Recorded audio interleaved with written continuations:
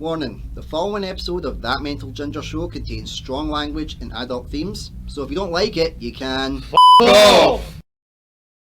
Alright, troops.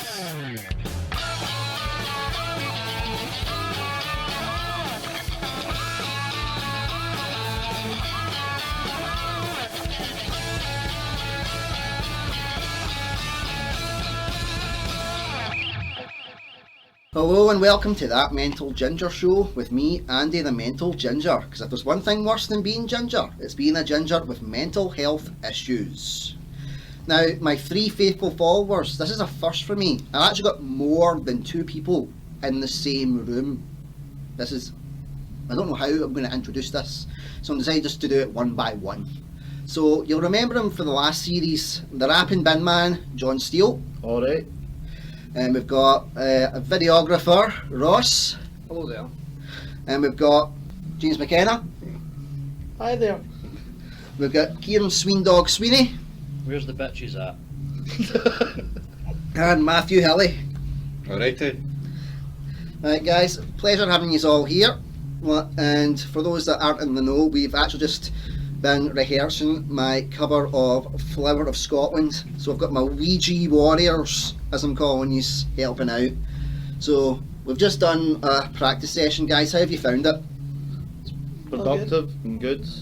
Good energy. Yep. Good energy. Yeah. Feeling the nationalism that. My fingers are sore. That's why I got freedom. You know, like my fingers are sore. That's what she said.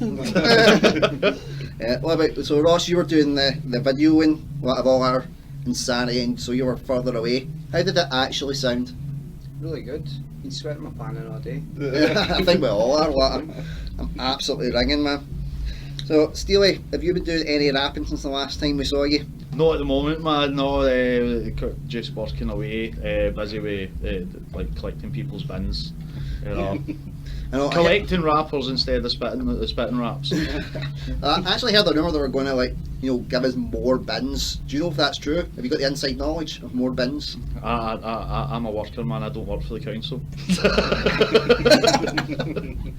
Brilliant. Right, so we're in Hilly's illustrious studio, Scuff Studios. Scuff Studios, right? So tell us a bit about Scuff Studios. How did it come about? It was kind of it's brainchild of myself. Ross is here with us, 2 of my friends, Chris and Alan. Basically, for our entire lives we've been involved in making music and playing music, gigging when we were younger and stuff like that, a bit of DJ and all sorts of stuff like that. Kind of earlier on this year we all decided it would be great to get a space where we could all bring all our noisy equipment and everything like that we couldn't use in the house and set up somewhere that we can play it and also to bring other people in so that they can enjoy it, make some music. We've got facilities for recording and rehearsing and stuff like that, so yeah, people come in and make as much noise as they want to. So that's Scuffed Studios. Yes. Right, so give them the directions for where it is, because I mean we all were like, right, how are we getting here? Well, it's in it's near Kilmarnock train station, kind of in between Rotherglen and Parkhead, kind of industrial area. And the building it's in is an old Indian dye factory, actually. So I think it's actually a listed building. It's really old, cool building, old architecture and stuff like that. Really feels industrial, do you know what I mean?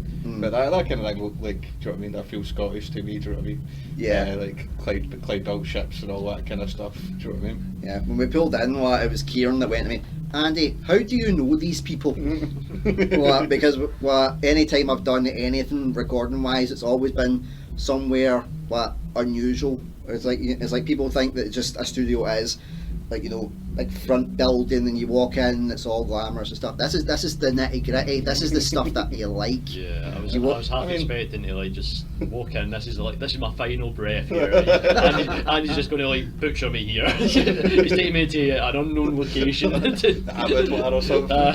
See, I was trying to get food delivered here. I ordered a kebab and the guy got lost, and then I was giving him directions to the top of the stairs on the phone. Managed to direct him to the wrong gate. And then he was feeding the kebabs through the fence. Just drive round putting the pizza box sideways and shoving it through the fence. All you need to do is drive round the back. He's like, no mate, no time for that, man, just get your kebabs here. So I stuffed them through the fence. Only in Glasgow could you do something like that and be like, Aye, that's normal. That was like an average Saturday. Kebab was a shiter too, man. I was fucking quite excited about it. I thought like that fence kebab was going to be like top tier kebabs. That's got to be it. That's got to be a new thing. The fence kebab. The fence kebab. The fence kebab. It's the fact that it's turned sideways on the box, do you know what I mean? So everyone's just all on the one side. Right. We've got to copyright that, the fence kebab, so that way if somebody like decides to use it, we can go, right, we're suing you. Right. So, Kieran, what have you been up to since last A spoke? lot of sleeping. That's about it, really. No, just plodding along like everybody else right now because can't really do anything right now. Writing a few songs, stuff like that. And yeah, just try to keep myself as busy as I possibly can. You're still working at the pub? Yeah, I'm still working in the pub. Yes, how's that been going? Okay, fine, yeah. It's got its problems, but yeah, it's a conversation for another day kind of thing. The problems are that you're tanking on heavy and you turned up here rough as fuck, didn't you? Yeah. Oh, that was hilarious. But I think you probably done some of your best work hungover, so yeah. it worked to our advantage, didn't it? Yeah. James, what have you been doing with yourself? You told me you were working at. Yeah, I've been working there for the last couple of years. I've been enjoying it. Yeah, you've been finding it good. Yeah, I've been enjoying it. And you're also the man with the bagpipes. Man's probably got the best lung capacity of all of us here. Yeah, What? I've been training it up really well. Yeah. Yeah, I mean, any girls that you go with, they'll be fucking in dreamland, man. That you can not get your breath for that long. It's gonna be unreal. Doing that for hours. Yeah, it's like, he doesn't need to worry about a fucking scuba tank. That's I him. know that, my fingers. Definitely. So what got you into the bagpipes anyway? My grandfather, Was he a piper? he was a piper. He used to be the pipe major of the Cameronians back in the day. Oh, nice. And when I was 18, my grandpa says to me, I'm going to sell these pipes, I'm not going to play them again.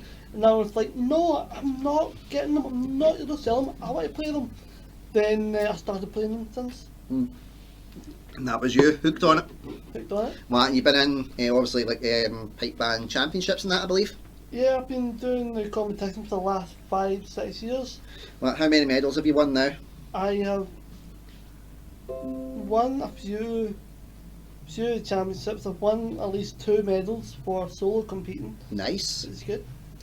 Nice. And that's my first 2 or 3 times doing it. Yeah. There it is. Like you've went and you've done the competing. You've won medals for your solo performance.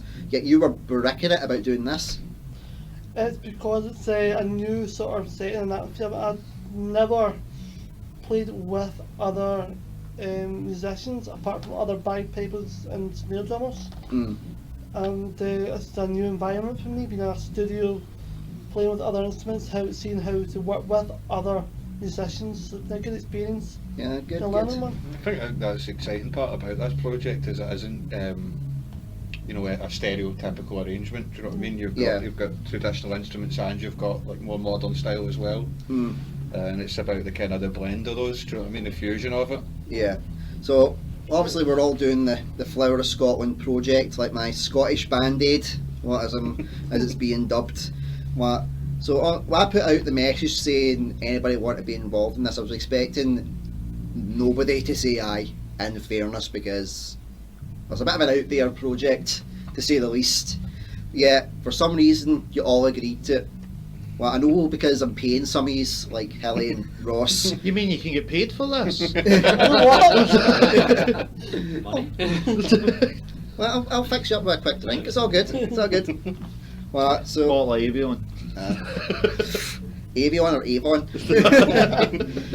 So, what made you decide to come on to the project? And we'll start with you, Steely, since you've obviously been involved in my madness several times now. Well, you know, I at one point, I don't know. Nothing better to do. It was a chance to like work with you again, and obviously like extra bonus that I get to do stuff on the bass with it. I was just expecting like come in just on getting the road a lot, but any chance to work with you I'm always jumping at it because like it's the laugh in itself, and one day we'll get to see you go full Axl Rose, so I want to make sure I'm there, you know. Yeah, don't worry, I've been talking about dolphins enough today. Right, well Ross, obviously I'm paying you because you're going to spoiler alert do the music video. Well, so that's probably the reason you're here, and why you're like, oh, he's giving me 2 more dates to come and film. That's 450 quid in my pocket. It's my passion, man. Yeah. Aye, man. Well, what got you into like specifically like the music video side of it? Because well, I've heard you on the drums. Like you're pretty damn good on the drums as well. I've only played twice, man. That's pretty lucky, man. I mean, you used to be more like, you used to do DJing and stuff like that, mixing and stuff. Aye, I suppose maybe pick a wee bit up for that and making like electronic tunes and stuff like that as well, man. So Yeah. maybe that's how I could. Is that why you've got the Skrillex kind of vibe going on here? Is that what I look like? But man, I need to check myself. I need to get a mirror in here, man. No. Well, his looks been that bad. He's had to move to Durning to get away from it. Man, fucking been caught running about like Skrillex. No, I done photography first, man, and then I started making videos. And me and Steely and Chris Lydon used to make videos like years ago as well. I Just remember. filming like skating and like that shit like that. Me So- phone air. Just kind of like kept making videos. Almost like Jackass-esque kind of stuff, I guess. Do you know what I mean? Jackass. Yeah, Yeah. you know that? I mean, Jackass. Jackass. The Scottish Jackass. Jackass. Oh, I kind of drawn to doing video now over photography. So I like the kind of the production side of things. You studying it? I finished studying ages ago, man. So where did you hone your craft? City of Glasgow College. How did you find it? The college. The college, the course, any dirt we can get. I mean, like they're only that supportive of like video and stuff like that. The photography staff are amazing for like that type of thing. So like it's kind of a weird transitional stage for photography and video. Yeah. Did you ever get drawn like one of the French girls? Not in college, man. You know what I mean? Oh, there we go. There we go. So, do you know what I mean? I've got an 8-year-old now, so. You've got an 8-year-old. Aye, that happened during college, man. Jesus, Busy, man. you know what I mean? You never get a safe sex course then, no? No, man, that happened right in my graded unit as well, man. Oh, balls, man. That must have been a nightmare. Aye, it was a wee bit of stress. Yeah. Aye. Oh, well, so Touch. is your 8-year-old looking into Oh, fuck, this type of stuff? Sorry, she's 9 now. That's 9? terrible, I'm a bad father. In fairness, like, I'm lucky if I can, I've got twins, I'm lucky if I can guess the right one most of the time. Aye. So, if you see, you know how when you watch like your kids, you can start seeing that they're into like their wee passions and stuff like that. Have you noticed anything for your wee one? I mean, like arty stuff, like a bit of that. But I done that at the same age, so I don't know. Maybe that'll like come out over time. She Maybe. was talking about wanting to sing and stuff like that. Oh, good. But she's not been around here yet, so we'll see how that Yeah. goes. Yeah, but why does it smell funny, Daddy? Scuff Studios. Stale beer and cigarettes. Yeah, if that's all, we're lucky.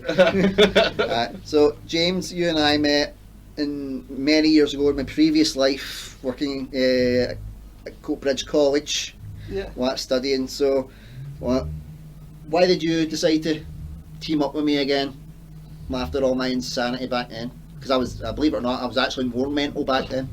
Good question. Why the fuck did I?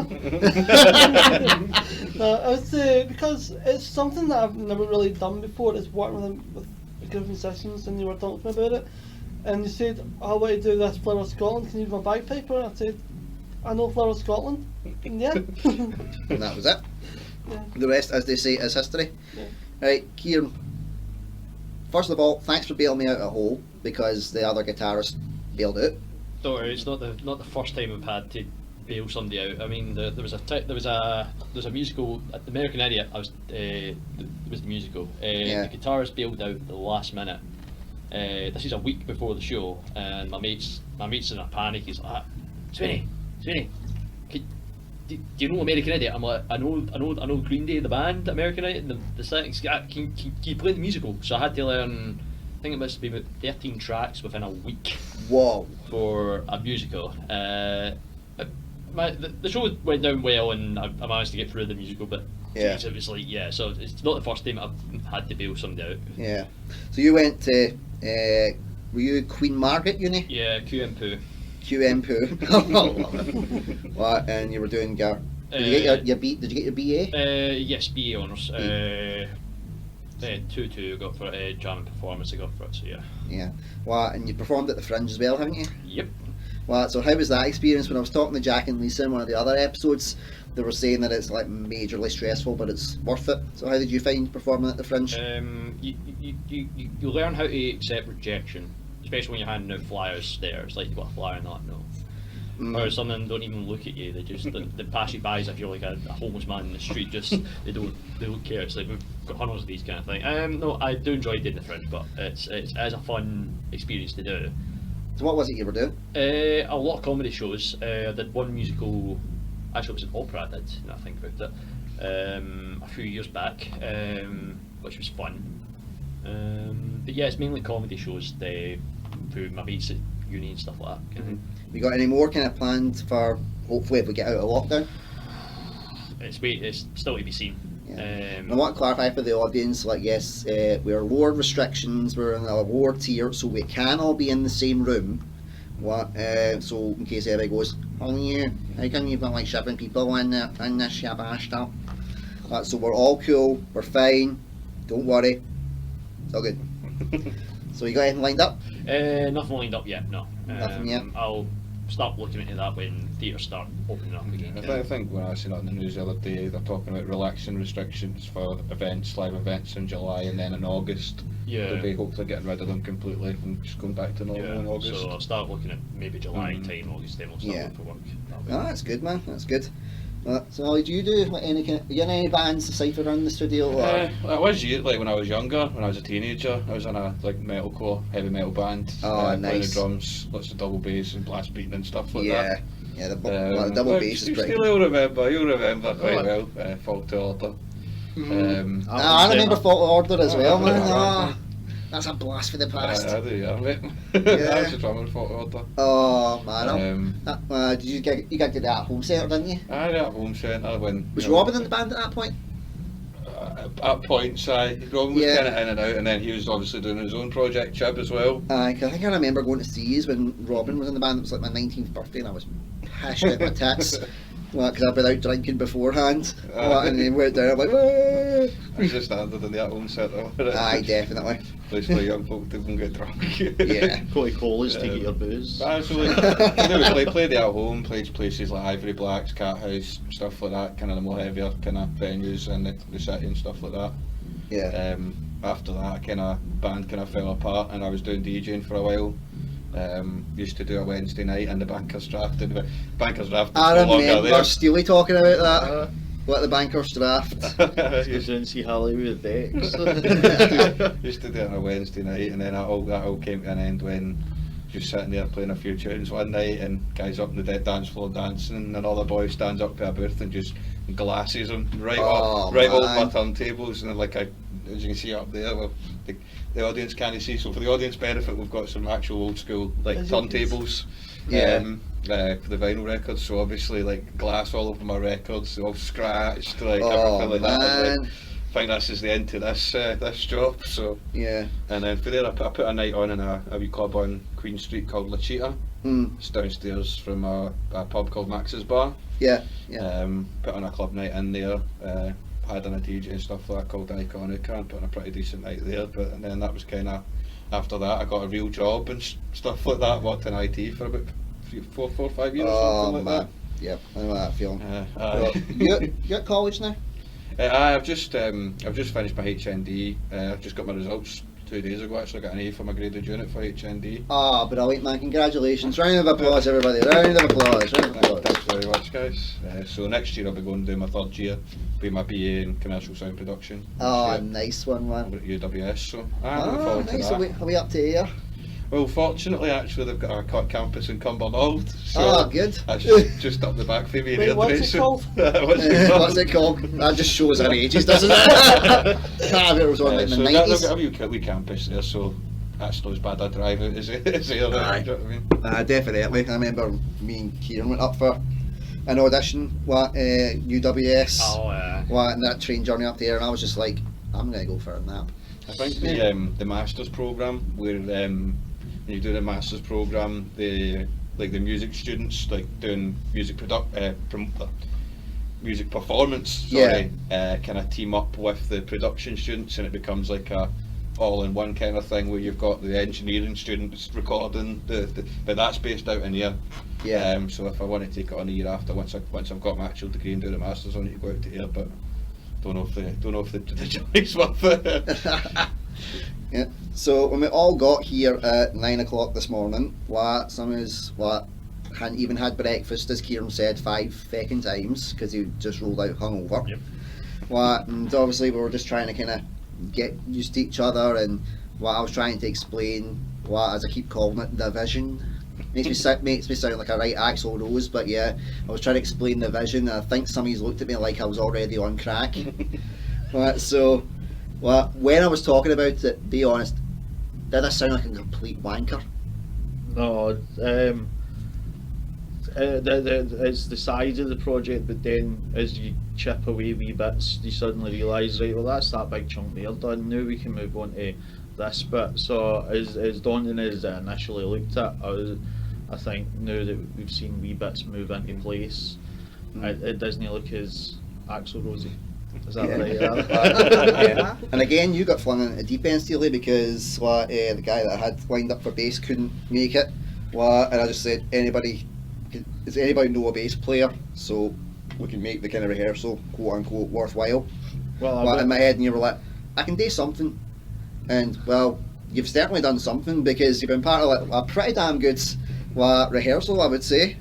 Well, it's nice to play a proper size instrument, because I've been playing my ukulele for like the last 6-7 months. So hey, I know plenty of guys that play the ukulele. It's all good. It's good to get something bigger in my horns. That'll get that'll get twisted. I'm so glad I'm not editing this anymore. Your dad's gonna be like, poof. How's your dad getting on anyway, buddy? He's all decrepit, usual.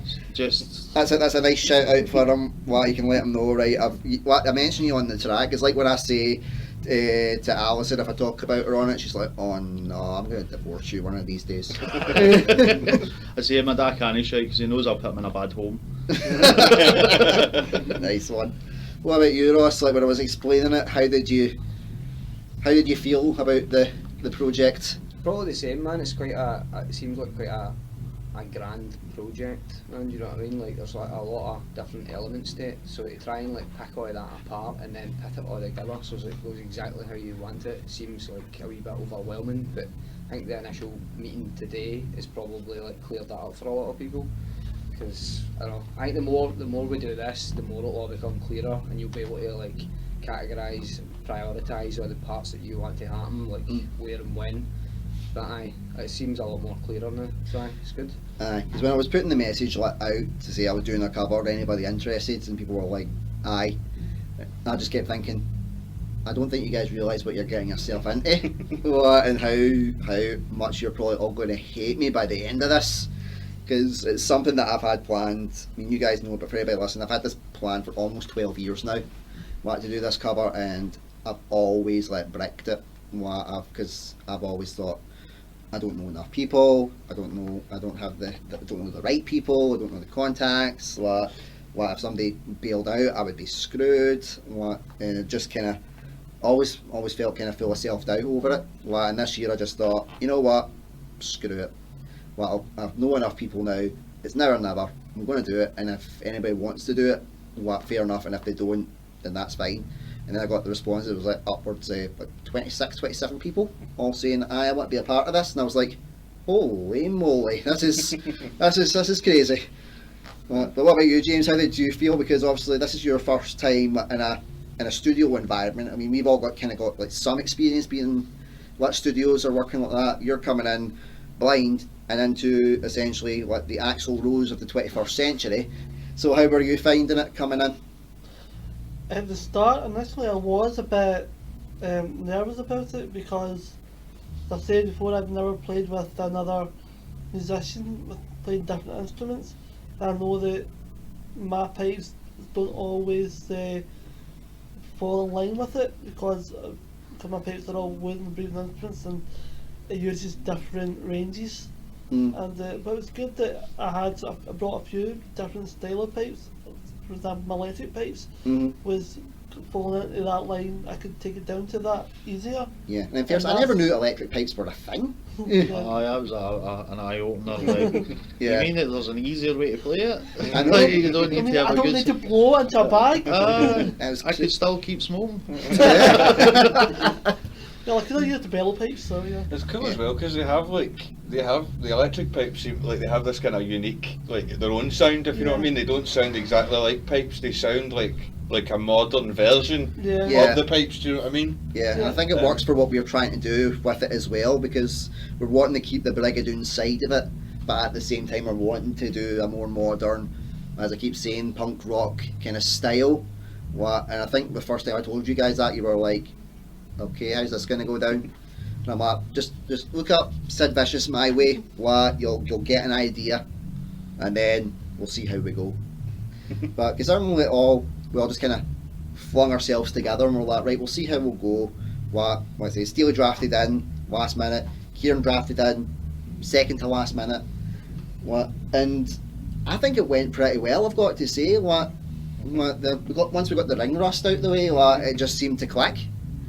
And that always seems to work, especially see when it's like me and you, Steely.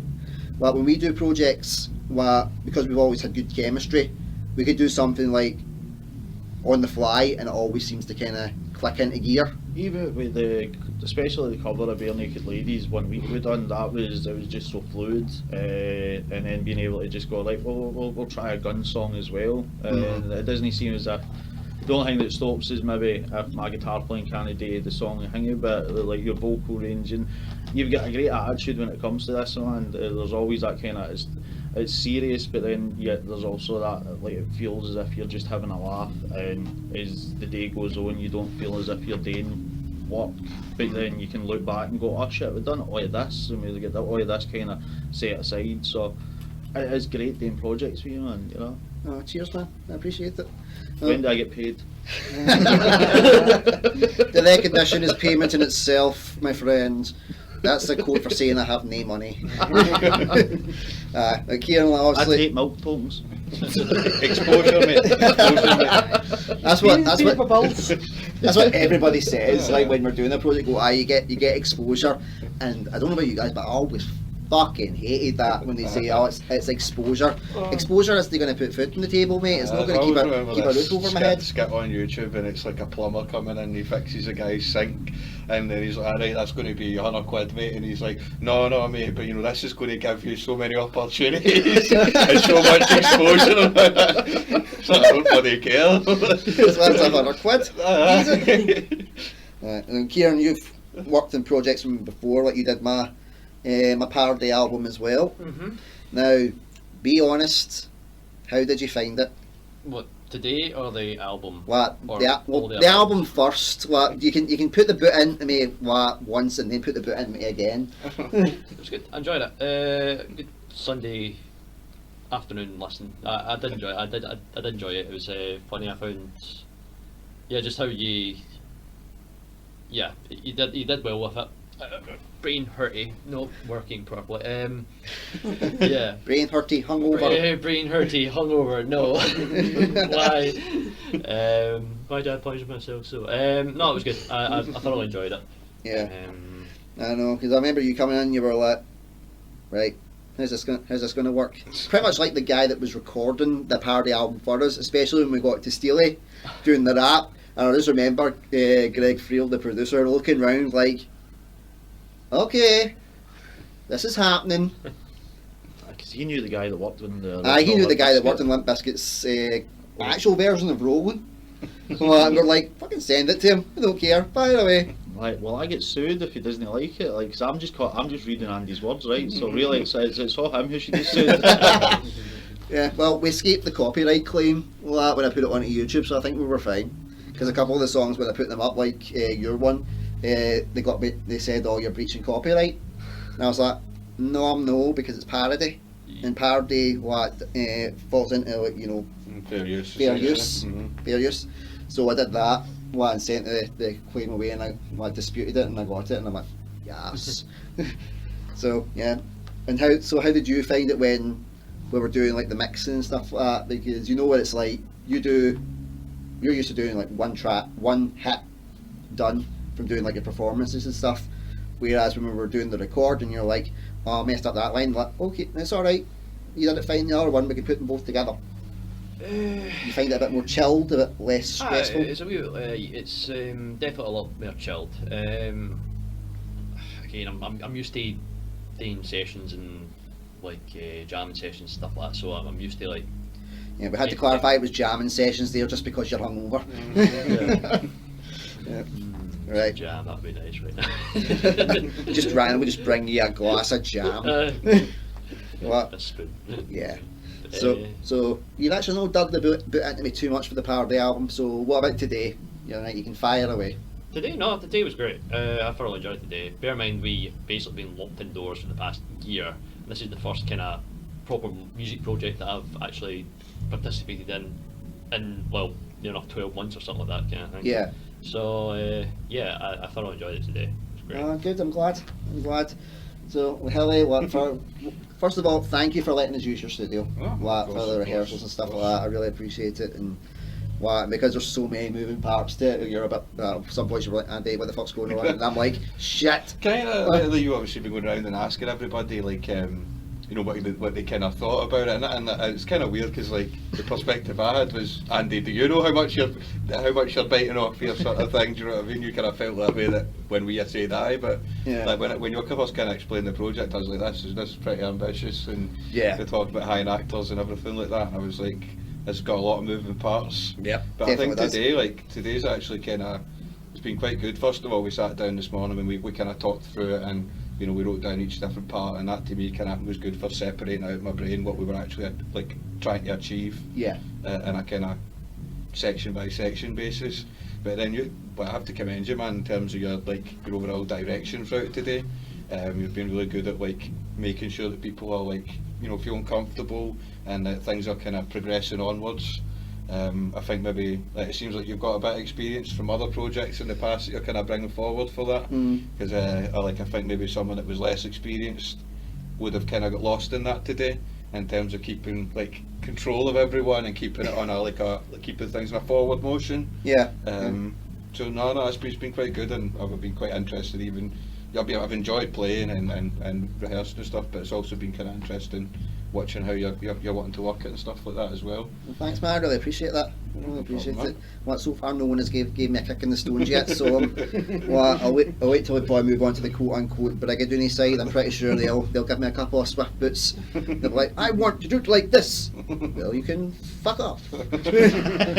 Because I really do appreciate you saying that, man. But one of the key things is having people that I know and trust to not only kind of buy into what I'm doing, but that they can try something and see how it works, and if it goes well, I'm like, right, we'll do it. We'll give you the bit of creative control, because it's, even though I've been classing it as like my project, there's a reason why it's not going to be Andrew Durning when it gets to coming out with a song or whatever. That's the Weegie Warriors. It's a collaborative project, and it's not fair for me to go, I came up with all this, and it's been, sure, I've had the idea in my head, but I can't do, I can't play the music, I can kind of sing, and I can maybe make people feel comfortable, but that's where my skills kind of go, I don't know, am I talking pish or am I making sense? It's a massive part of it, man. You need somebody to direct everybody and drive the project. Without that, we'd all be stalling about anything like that. We're doing today, boys, man. It's so good saying everything's a democracy and everything like that, but you need some form of leadership to carry stuff forward, do you know what I mean? And sometimes when you just get a bunch of guys in a room, you can leave a day, at the end of the day we're having made no progress at all, but it's been quite good to see your own kind of direction of it, and do you know what I mean? Because it's kind of a fine line, because you want to make sure that everybody's comfortable doing it, and that they're comfortable to bring ideas forward, because no ideas off the table.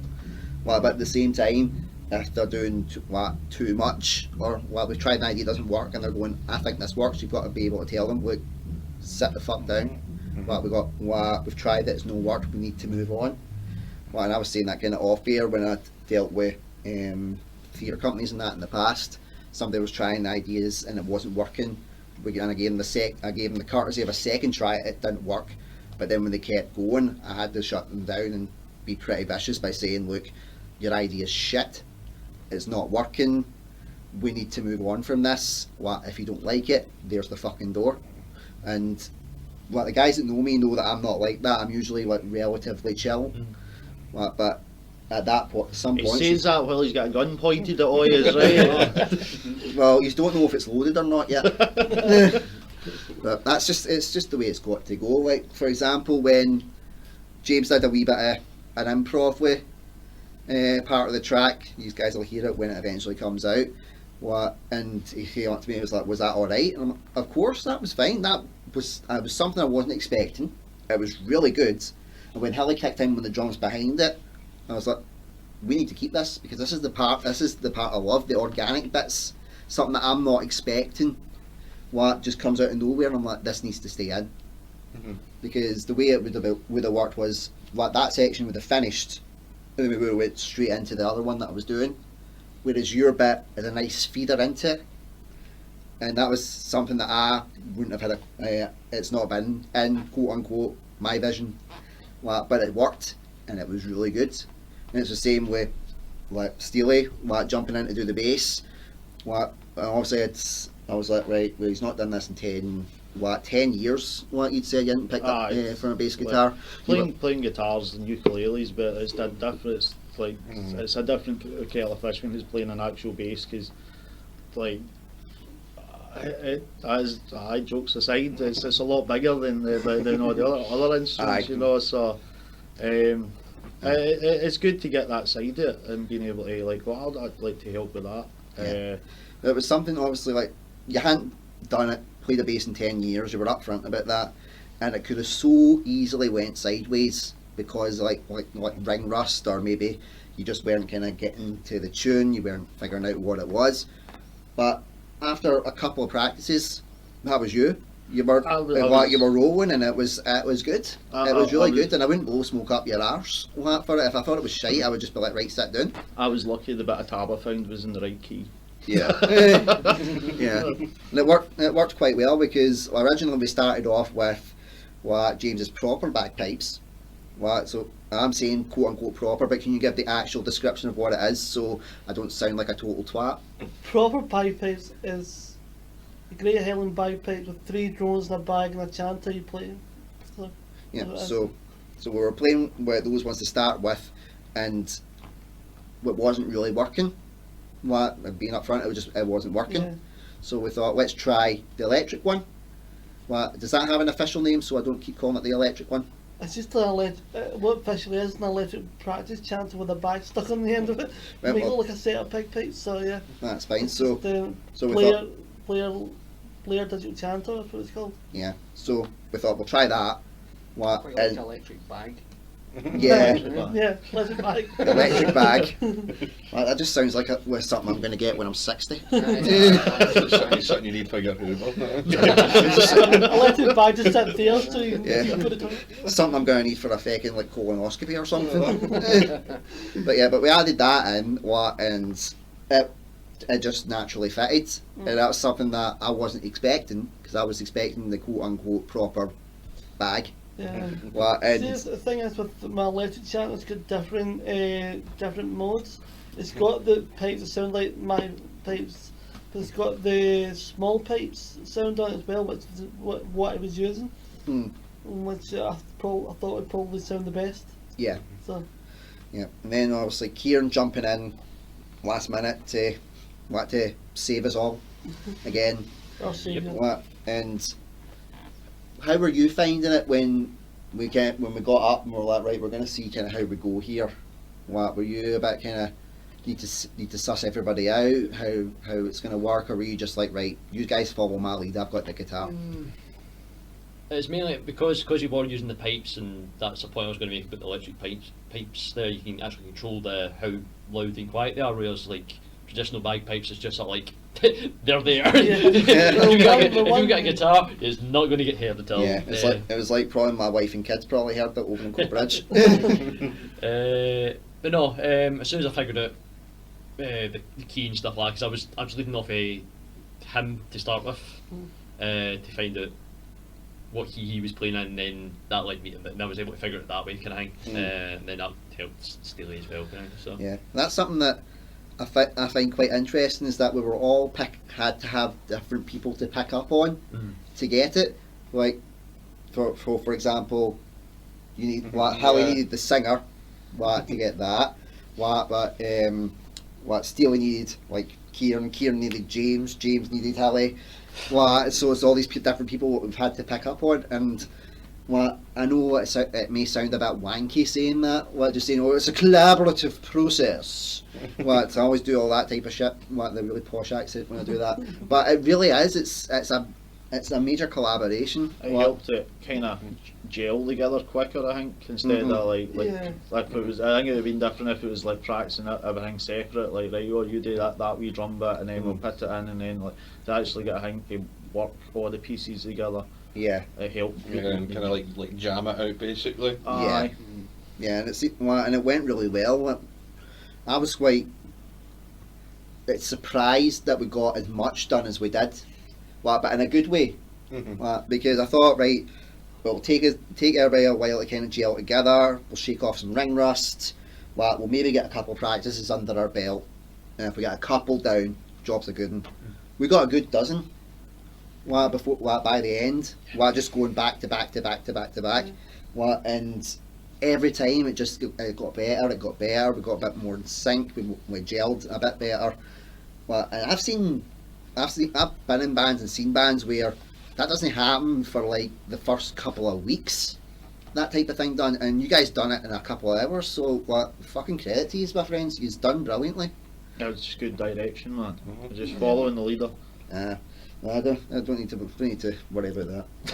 I think everybody this morning come in with the right mindset of coming in and getting the job done, and we knew kind of early on we kind of outlined what our goals were, and it was just a matter of like maybe doing a bit of problem solving and things like that to try and fix some issues. But then, when you've got that kind of single goal in mind, do you know what I mean? It's quite easy to come together and collaborate, do you know what I mean? Yeah. So when you do like the kind of, like the mixing side of it, when it comes to, us all, recording this, spoiler alert, it will be recorded. How do you find doing that? What's best for you, like when you're doing like a recording? Do you rather we do it all together, or would you rather like separate parts to kind of link it in? It really I would always think about that on a project by project basis. Like, it really depends on what you're recording. If you're recording like a metal band or something like that, if you listen to a lot of metal, especially modern metal, it's all very like crystal clear sounding. Everything's like really tight on the beat and everything like that. So for something like that, I'd be doing a lot of close miking techniques to try and get like a really close, clean sound that I can process later in the mix and stuff like that. Yeah. But whereas more traditional or folk arrangements, I would, rather than like close mic and everything, I make up the room or make up the full ensemble as a group, if that makes sense. Yeah. And then try and keep more of the qualities of the room that it's being recorded in and things like that, because that, for a folk or a traditional performance, you want that kind of feeling if you're being in the room and with that performer. Yeah. Whereas something like metal, you're trying to kind of emulate that, almost like being at the front of a gig, where you've got that wall of sound coming, and those are two very different things, and they're achieved in quite different ways. Do you know what I mean? And that's another interesting thing about this project, is that you've got that blend of the two, and it's trying to think, what kind of techniques will we use. For the punk rock elements, probably we would kind of follow some of the more close miking, what I would call maybe modern techniques. Yeah. But then obviously you've got to kind of blend that well with the traditional stuff as well. Which I would, as I say, would be kind of less processed. So it's definitely like, it's miking and recordings. It's its own creative thing. Do you know what I mean? You've got to approach it like, you can't just say like there's this bog standard for everything, because it's just not the case. Do you know what I mean? So. As I say, that's kind of what's exciting about this project as well. I'm already thinking, if we have to record the actual pipes, how we're going to record those versus the electric pipes and things like that. Guitar wise as well, should we have just an acoustic guitar, or should we have that amplified in some sort of way? Should it have some effects on it and stuff like that? These are kind of things that I'm I'm thinking about now, Yeah. for next time. So it's got your creative juices flowing. Am I saying that? Definitely. Yeah. What about you, Ross? You were doing obviously the video side of it. And I feel sorry for you having to take like, close-up shots in my mug for most of the day. How have you found it from recording it? Because you need different angles, you need people at certain bits and at certain points. And you've had three cameras that you had roughly? 3 or 4.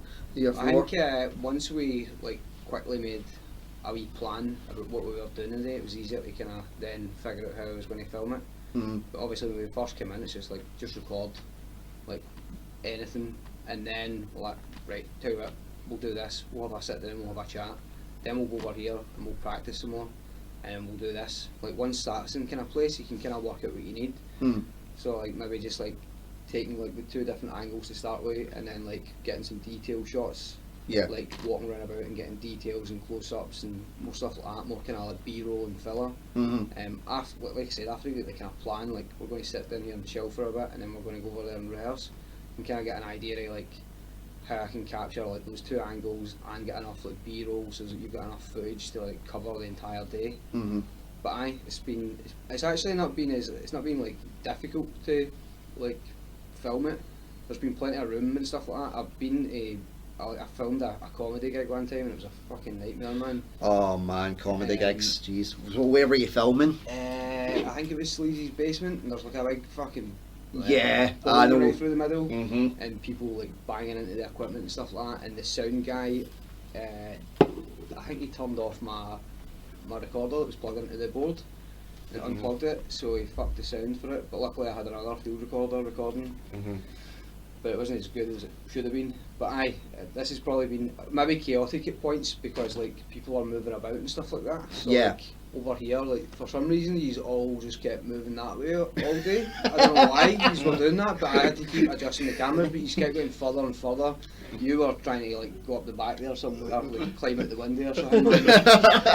Steely's away from your camera. Trying to crouch in behind the PA. I'll just hide in here. And then you just went in this motion for the rest of the day. So once I figured out your routines and your patterns, it wasn't that bad. Good. I didn't realise we all went 3 inches to the left every single time. Just go further and further across there. Just picturing Hilly just moving his drum kit along to keep up with us.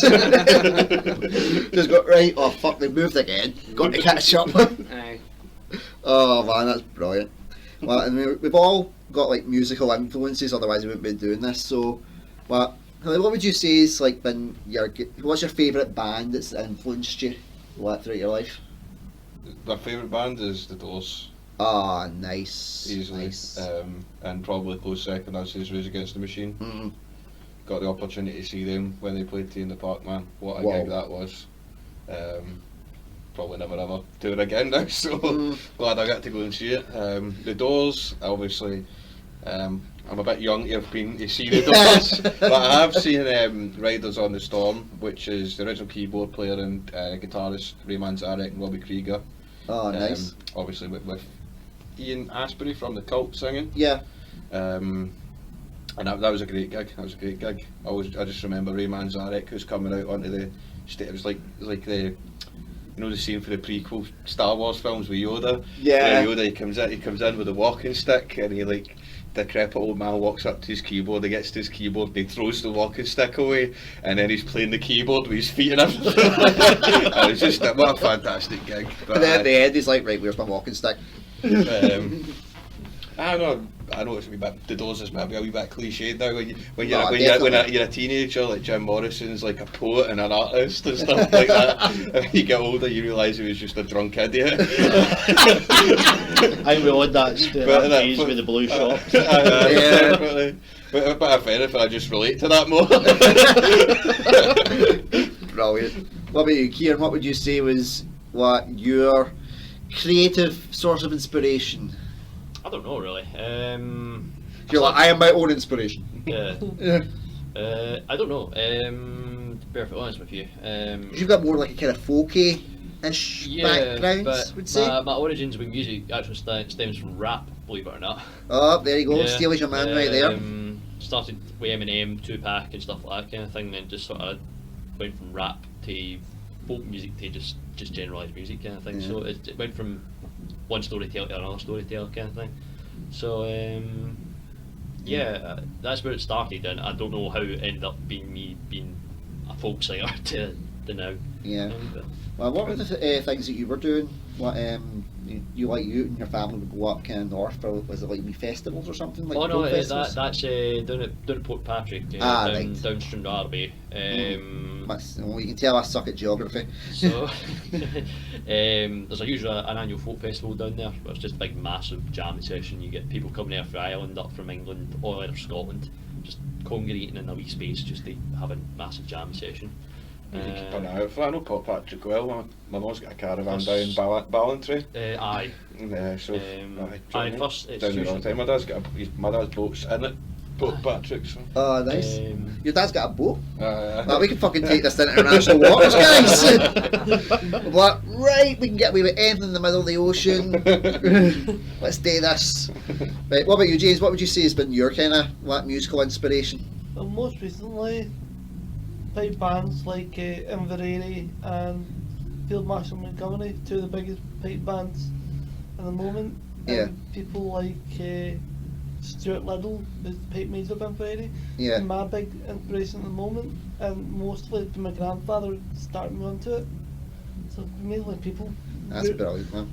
Although I do like, I have started from like metal bands and that, and there's a band I can't remember the name of it, but they use quite a lot of bagpipes. Any band that had bagpipes, I'm into it. Yeah. Well, do you like Red Hot Chili Peppers? Yes, they. Yeah. Yeah, they're definitely worth a shout. What about you, Ross? What would you say were your musical inspirations? Were you more like looking at the videos and going, "Oh, that's great how they've been able to shoot this," or has it been like the other way around? Do you mean inspiration for what we're doing today? Ah, Or do well, you just mean in general? Just like what's your music, like what you like your genres and Now, you ever heard of a band called Power Trip? Yep. It's kind of inside joke, isn't it? So we got I keep basically every time we're getting a drink, I'm like, "Any you's ever heard Power Trip?" And I just keep putting Power Trip on. But I like Power Trip, but I also listen to like pure battle music. You ever listen to like Two Steps to Hell? Yeah. Aye man, I pure love getting that on, just like bombing it down the motorway. Like, Oh, nice. Aye. So that. And Anytime I Power hear Trip. battle music, I always think of like bands like Glory Hammer and. Do you know What? one time, like managed to sync like a Two Steps for Hell tune to Braveheart. Nice. Aye man, it was like the Battle of Stirling. It was fucking perfect, man. Oh, I've got to hear this. Also synced up like a happy hardcore tune to it as well, man. Fucking amazing, man. When I seen it, it was perfect timing. Just when it like the beat dropped, man, they were all like bouncing into battle. Like, yes, boys. Can imagine that being played at Hampden. Everyone's like, "What the hell's going That on was here?" a great description of my musical inspiration. Definitely. But I Power Trip, man. Power Trip. Listen to Power Trip. thrash What? metal, basically. One of the videos, the guy comes out in his Slayer pyjamas and like does a Slayer whole live pyjamas. He's basically wearing Slayer pyjamas, man. That's when you know you've got metal when you get the Slayer onesie on. Oh man, that's great. Never sold out. Never sold out. Talking about getting eyes in sync then, but he's all obviously heard the traditional putting on Pink Floyd Dark Side of the Moon with Alice in Wonderland. Yeah. You ever tried it with Paul Blart Mall Cop 2? Nah. Give that a try, boys. Swear to God, man. Oh man. I've also heard that album with the Oz of Oz.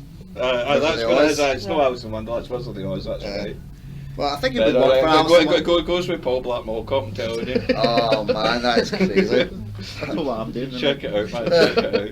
But before Steely goes to Calendar, that's what he's doing. There's like a bit in it where he's what's his name again? Kevin something. I was going to say Bridges there. That's so right, that's Kevin good. Bridges. Kevin Thrash? Space? No. Eh? Kevin the Frage or something like that. No. Oh, I can't No. remember. Paul Blart anyway. Kevin- Whoever Yeah. played Paul Blart, and he's doing Kevin like. James, is it? Is it Kevin James? I think it is. Aye, you're right. I The guy that always does the Adam Sandler stuff. Aye, he's doing like a wee dance on his Segway. Do you know what I mean? And meanwhile, like if you've synced it up with like Dark Side of the Moon, you've got like Great Gig in the Sky playing, and it's this like epic like woman belting out this like incredible vocal solo, Yeah. and he's like spinning around in circles on the Segway and everything like that. It's brilliant, man. Honestly, man. I know it seems really, really obscure, but give that a try. Paul Black Mall Cop 2. It has to, so It's got to be the it's second got one. to be the second one. Oh man, that's crazy. That's brilliant. So how are you guys feeling after we've had our jam, we've had our rehearsals? Well, we're all a wee bit more kind of, or less sweating than it was before because it was feckin' roasting by the end. So how now that the dust kind of settled, what the adrenaline's maybe wore off a little bit, how are you guys honestly feeling about going forward? Good. Looking forward to doing it again, man. Ah, nice. What about you, James? Will this encourage you to be part of bands in the future? No. I enjoy it. It's been really been an eye-opener for me, a new experience for me, and I'm interested to see how it all comes out and Yeah. see what I can bring towards it as well. Yeah, So definitely. keep taking yourself out of that comfort zone, isn't Yeah, it? Do you know it what I mean? definitely has taken me out of comfort zone. Yeah, definitely. What about you, Steely? Jumping back into the breach again? It's been good. It's very productive, man. I'm looking forward to like the rest of the sessions to try to get it finished, and then the inevitable day when we get the finished project. So I'm looking forward to like the next couple of like sessions with it. Yeah. What Is about there you? a time scale? Have you got a kind of timeline yet? I'm hoping to have everything recorded by close to the end of July. I'm wanting to try and maybe get August to get the video kind of edited and sorted. That'll depend on like the guys who are doing like the video production, how they go with it, what their time scales will be. So I'm wanting to get the track properly released by the end of the year. One of the things that I suck at majorly is marketing, publicity, all that kind of stuff. I am god awful at it, so I need to try and get like a wee marketing team together so they can do it. To do it right, because this project's been like a passion project for so long. I don't want it to just be like, yeah, it gets 3 views on YouTube or something. That would be like a massive disservice to all you guys who put in the hard graft and put in the work. And so I would need to know how to get it on like your Spotify's or Google Play or like Amazon or whatever. I don't have a clue. There's stuff like Even- that as distribution, but I can help you out with stuff like that for sure, Aye. man. It's relatively simple as well. Like you sign up for something like DistroKid or whatever, and you can just release as much as you want. And they'll distribute it to all your retailers, Spotify, Apple Music, Tidal, all these different things. Nice. But that's how I would do it Yeah. personally. No, if you can like And that means you're not having to hand that like a distribution deal over to like someone at like a manufacturer or somebody like that. Do you know what I mean? But then, so I would personally, I would maybe run the distribution side of it yourself, getting on to Spotify and stuff like that, and look at where people for like PR marketing, social media type stuff to try and like get the traffic in. No, definitely, man. Definitely, like that. I would really appreciate that because, like I say, I'm shit at it. Well, and I know I'm shit at it. I always have. Well, you know me. I have ideas, and they'll go, "Oh, that's a good idea." Then fuck all happens after it's done. Well, nothing really kind of gets seen it for the light of day, not for lack of trying. And I'm like, what am I doing wrong? But it's just that's just not my skill set. I'm no good at that. Well, and it's taken me a long time to kind of admit, yeah, I need help with people doing this, and more importantly, I need people to jump on this with me and go, I'll do that for you, or I'll do that. Because that's what happened, as I said, off air with the theatre company. I just kind of felt like I was drowning, and somebody just went, bye.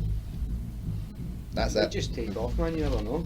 Yeah, you never know. There's a guy in Glasgow who films buskers, and he filmed a lassie doing it in St Denis Square, Yeah, just busking, and it's got like, I think it's got like over 3 million views or something, man. nice. Aye, and he just started this wee like video production company, just like floating about doing stuff like that. Yeah, And he just done that video and filmed it, and then it just went viral. And I'm pretty sure he gave that lassie all the money for it, like because it was on his YouTube channel. Yeah. You know what I mean? So he just gave her the cash for it. So we were talking about earlier with the postie doing Wellerman. Aye. Nathan Evans. He just seems to kind of catapult out of nowhere, because that's one of the songs my boys always want to feckin' hear. I've heard so many different renditions of that bloody song. I'm like, boys, go back to Baby Shark. Any over the Thomas the Tank Engine theme? Nothing yet. Nothing yet. We'll wait and see how that one goes. If I get another death threat over Thomas the Tank Engine. You don't realise how violent those Thomas the Tank Engine fan bases are, but It's because they are. It's because they're still virgins. Well, they're not getting any, so they've got Sexual to. frustration. So they've got to take it out on a phallic-shaped object like a blue train. That's what they've. That's what they've just Isn't got that to. what Sigmund Freud's all about? That's pretty much, yeah, that's how he made his career. And that's something that I'll need to talk about because you said that I was like Einstein, James, and I'm like, I need you to clarify this on record. So I can say someone compared me to Einstein. suppose you don't wear socks. That you know of. What else? You've got these really weird, strange, crazy fucking ideas that shouldn't really work, but they actually do. Like, for example, you thought this isn't going to work, there's so many things going on, it's actually starting to work. Yeah. No, I get it. But I just wanted it on record that someone compared me to Einstein. And that I was like totally nuts. And I'm like, yes, that fits me to a T. I'm mental, but I'm a good mental. So again, how's that hangover treating you? Have you finally recovered? Fine, yeah. Yeah? Just you were suspiciously quiet, was just making sure that you were still alive. I was listening, that's all. I was just listening to Yeah. what people were Just saying. being polite. I was being polite. Yeah, just enjoying it. So see if there was any artist or that you would, if you got the chance to see them, that you would jump at it. Who would you want to see? Dead or alive? Dead or alive? Dead or You alive? coming with me? I don't know. It's got to be the cliche of seeing the Doors, man. When you say the Doors, see, I always go I to the know, beat. I'm also now thinking Jimi Hendrix. Like, you know what I mean? Yeah. I've Like, like Jimi Hendrix. you would have to kind of, wouldn't you? Yeah. For me, it's Queen. Queen? Queen's a good shout as well. Also. Definitely. Definitely a good shout. Proper Queen. Yeah. Yeah, proper Queen, like with Freddie Mercury. Yeah. Definitely. What about you, Ross? What do you think? Power trip, man. Actually, the guy died last year. Died Aye, as well, his aye. name's Riley Gale, Oh. and like they were just like upcoming fucking thrashy band. So him, I'd probably go and see Gigi Allen just because it's fucking disgusting. Aye, But definitely, like, man. That man's well a and legend. truly at You the would back. remember that one, that's for Aye. sure. Yeah. The shite out your hair for fucking days, man. Oh, man. But I don't even like Gigi Allen that much. I'm quite glad he's dead. But I definitely go and see him. Like, fuck him, man. He's a fucking He's a dickhead, nasty man. person, aye. Oh, nice. Loving it. But embodied punk rock. You know, like- if you want to see what the true meaning of punk rock was meant to be, then aye, Gigi Allen. What is Gigi Allen? But wear a face guard. Like a hazmat suit. Yeah. He definitely wouldn't be able to go to one of his shows with him. No, definitely not. Aye. Fucking Oh, totally man. at you. What would you say has been your best gig that you've went to see? I mean, mine is Rolling Stones at Hampden in 2000 and... Overrated. Fuck off. Stones are overrated. Fuck off. See, when you see them live, oh my god, it was unreal. Because I went to see U2 a couple of years before that. My dad said Rolling Stones will do a tour soon, because they want to always try and outdo them. And I was like, alright, fair enough. So sure enough, you come to Hampden, I get tickets for like me, mum and my dad. And it was just unreal. The fact that these guys should legally be dead, but they're able to just strut about that stage, put in the performances that they do. And at one point they were on the stage lifted up and I was on a roller and rolled straight into the centre of the park where I was. And I'm elbowing old grannies out the way just to get to the front. And I was like, literally, this is for me and Ross. I was that close to Mick Jagger and Keith Richards, and I'm like, man, they are still going, and they're putting in a shift, and they really should be having like a cup of tea and going to bed by now. And it was at like 7 o'clock at night. And it was just unreal how good they were. It was like an old school rock and roll masterclass. And I loved it. I absolutely loved it. So about you, Hilly? Best band? Probably the best show I've been to is like a couple of years ago. Me and my mate Alan went to see a band called Mudhoney. They're like an old kind of grunge band. Yeah. Kind of like the kind of guys that influenced Nirvana and that kind, and like Pumpkins and that kind of era. Oh, nice. So it's kind of like grungy, but like a little bit still more on the kind of punk side of it, a bit more kind of like roots grunge, I guess, or something like. But a great band, man, and like probably exactly for kind of the opposite reasons of what you said. There wasn't really any performance to it. Yeah. It was just all about the music and going and enjoying the music. They were just a band. They came and they played their set and they played hard, they played fast, and like it was just a great gig. Do you know what I mean? Like that was in St Luke's, kind of. It's like an old church up near the Barras. Yeah, I know, yeah. And a great venue for it as well. And just like even just the energy in the crowd that night was brilliant. Do you know what I mean? Like you've got like, because obviously quite an old band, and you had like, do you know what I mean, people that were probably still in school, like, do you know what I mean, skanking away with like people that were like, you know what I mean, 50, 60-year-old or whatever, do you know what I mean, and just everybody was there to have a great time, man. Sometimes I find that's like, because it is like maybe a smaller, more obscure band, you're only getting that kind of like hardcore loyal people that are, do you know what I mean, that have followed them for a while. Yeah. Do you know what I mean? You really get a good atmosphere in the crowd. Oh, good. And sometimes I kind of prefer that to like a bigger show. Do you know what I mean? Like Yeah. stadium shows are great, but they lack like a certain like, don't know, Home feel. aye, like intimateness or whatever you want to call it. You know. What about you, Keir? It's a toss up between Las Vegas down at the Barrowlands, which was just a phenomenal night, and I've seen Alice Cooper in the Hydro. So it's a toss up between those two, kind of thing, something like that. You've got the atmosphere of the Barrowlands, but you've also got like the showmanship of Alice Cooper. Yeah. So, you know what I mean? It's like the Cooper show was fantastic. Just honestly, beat by Frankenstein. I came out in stilts. I was a guy in stilts anyway. Came out and it was just a big massive monster and stuff like that. It was just phenomenal. So it's a toss up between those two, I'd say. Yeah. James? Probably two best shows I've seen for the most recent ones. It's Iced Earth and Ailstorm. Oh, Ailstorm, I love Ailstorm. Ailstorm. They are Really absolutely good. I brilliant. love their energy. Yeah, Those days. those guys they just don't give a fuck, do they? They've got a tune called Fanny Bus. Yeah. I think for Game of Thrones is in the music video. Is it? He No, plays I've never Captain seen that. Fanny Boys. Just listening on like Spotify and that, do you know what I mean? Oh man, just love it. Fuck when anchors just come on. That's it. But Ross, what about you? Power Trip. No, have you seen them? For a show, I seen Rob Zombie, and the show's cool as far as like all the kind of puppets and all that I had on stage. Yeah. It was alright, but I seen Obituary as well. They were fucking class.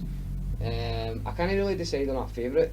I was meant to go to the Barrowlands years ago to see Left Field, and I was steaming in the park and forgot I was going to the gig, and it was like 11 o'clock. I went into my pocket and pulled out the ticket, and I was like, fuck!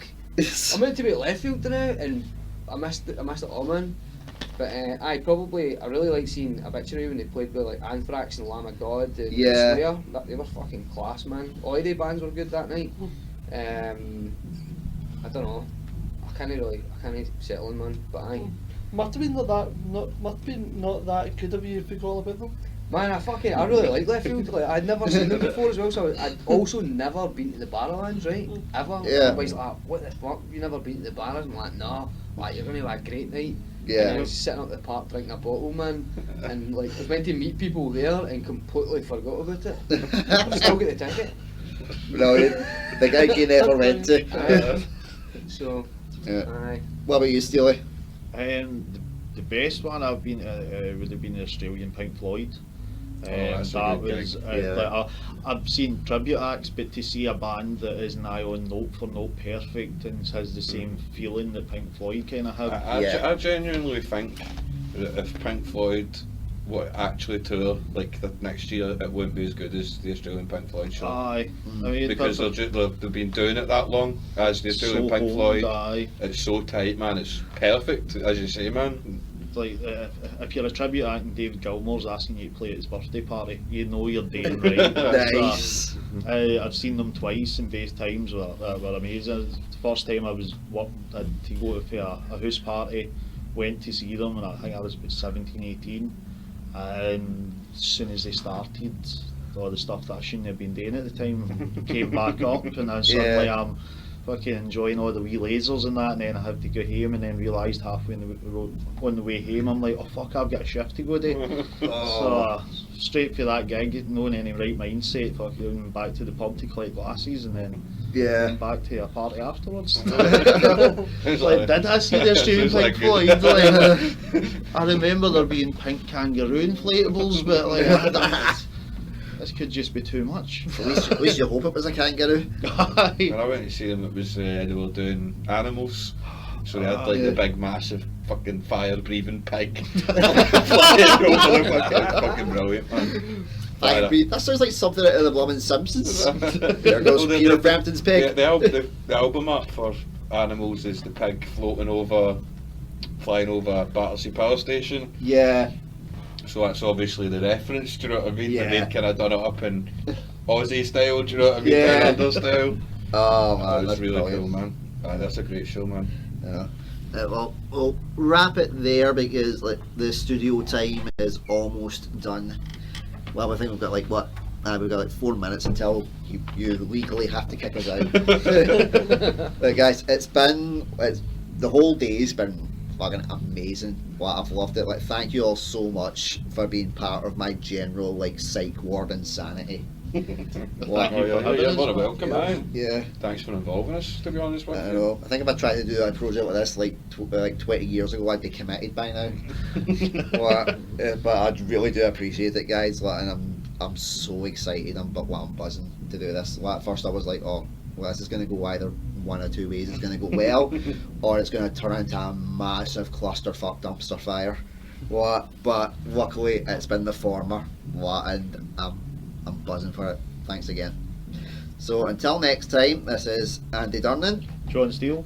Ras the Bass. James. Kieran. Big Kelly. saying take care, stay Shaggy. safe. Bye bye.